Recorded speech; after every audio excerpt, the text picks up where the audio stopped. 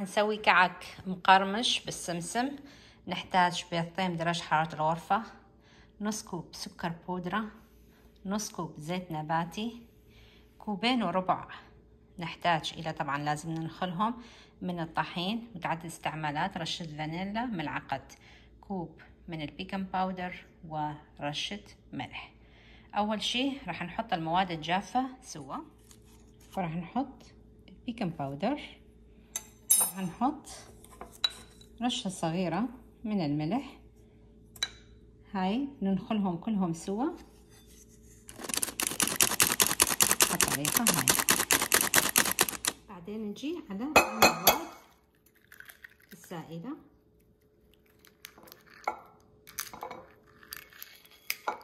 بالطريقة هاي.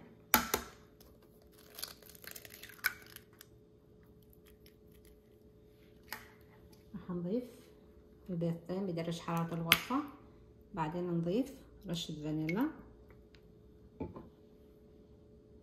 نضيف الزيت،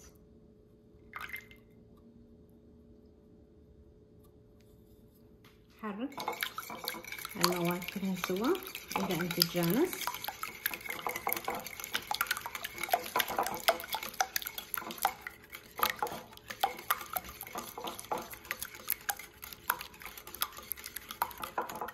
بعدين نضيف السكر، لازم يكون باودر سكر،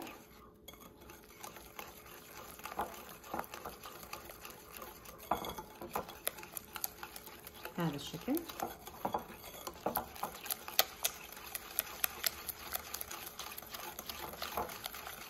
نتأكد كل المواد تختلط كل الزين. أول شي نحط الطحين شوية شوية ونحرك حتى يتجانس كل الطحين ويا المواد.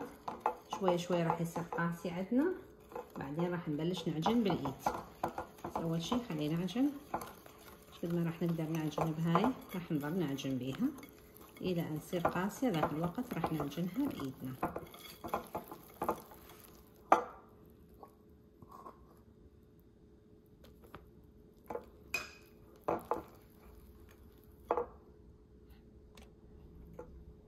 شلون تعجنوها بإيدكم. طبعا حتى هنا الجوانتي ما نقدر نلبس الكفوف بإيدنا لأنه تنلزق مثل ما تشوفون بهالطريقة هذه، إلى أن تتأكدون تصير قوية. كل ما تشوفوها ناعسة هالشكل راح نضيف لها بعد شوية لخ طحين حتى تتقوى. وأخيرا حصلنا على هذه العجينة المتماسكة مثل ما تشوفون قدامكم.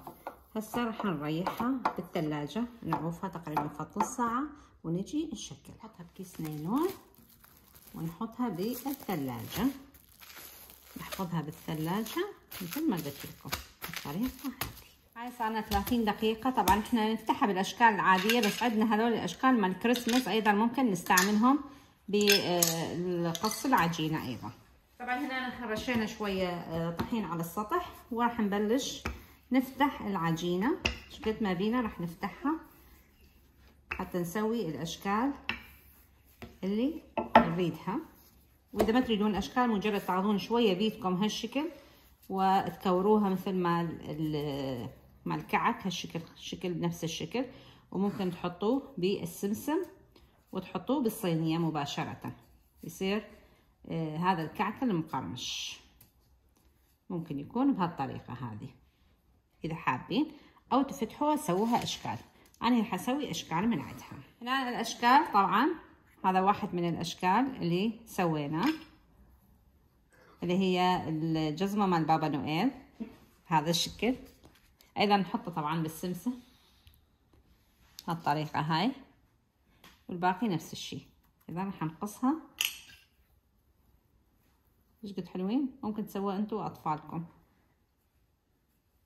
ايضا بالسمسم وهكذا. شوف الاشكال اللي يشوفوا شلون جمال طلعت الاشكال بالقطعه اللي سويناها. الاشكال اللي طلعت لنا هسه راح نخليها بالفرن على درجه حراره 350 تقريبا فهرنهايت، اللي هي 180 درجه مئويه، الى ان تتحمر ونطلعها.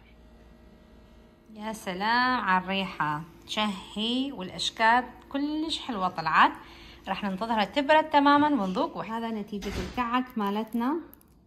نشوف الكعك، نتيجة الكعك اللي سويناه. شوفوا لي